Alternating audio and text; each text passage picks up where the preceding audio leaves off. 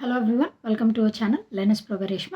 Right, ఇవాళ మన సెషన్లో ఆపరేషన్ శివ అని చెప్పేసి ఇండియన్ ఆర్మీ రీసెంట్గా 2025లో ఆపరేషన్ శివాని లాంచ్ చేసింది. ఈ ఆపరేషన్ శివ అంటే ఏంటి, అసలు దాని గురించి ఒకసారి చూద్దామండి. ఆపరేషన్ శివ అన్నది ఇప్పుడు ఆల్రెడీ అమర్నాథ్ యాత్ర అన్నది స్టార్ట్ అయిపోయింది జమ్మూ అండ్ కాశ్మీర్లో. అమర్నాథ్ యాత్ర అన్నది జూలై 3 నుంచి ఆగస్టు 9 వరకు కొనసాగుతుంది. అమర్నాథ్ యాత్ర లార్డ్ శివ ఆయన టెంపుల్ ఒకటి పాపులర్ జమ్మూ అండ్ కాశ్మీర్లో.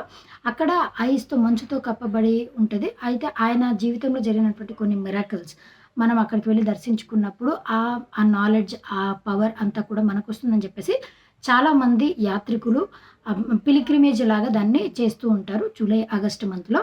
అయితే ఇప్పుడు రీసెంట్‌గా మనకి జమ్మూ అండ్ కాశ్మీర్ నుంచి జమ్మూ అండ్ కాశ్మీర్ ఆ ప్రాంతంలో పహల్గామ్ అన్నటువంటి ప్రాంతంలో ఒక టెర్రర్ అటాక్ జరిగింది పాకిస్తాన్ నుంచి.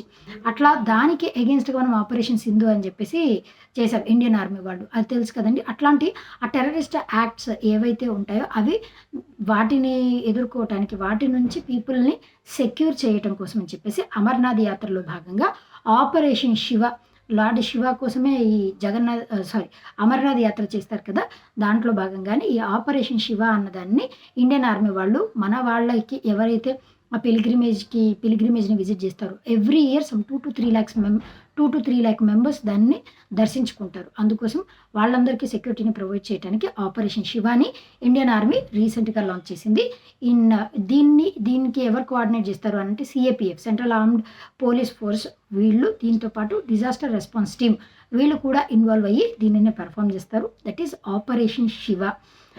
టెర్రరిస్ట్ థ్రెట్స్ నుంచి, డ్రోన్ అటాక్స్ నుంచి వాళ్ళని కాపాడడం కోసం అని చెప్పేసి దీన్ని లాంచ్ చేశారు.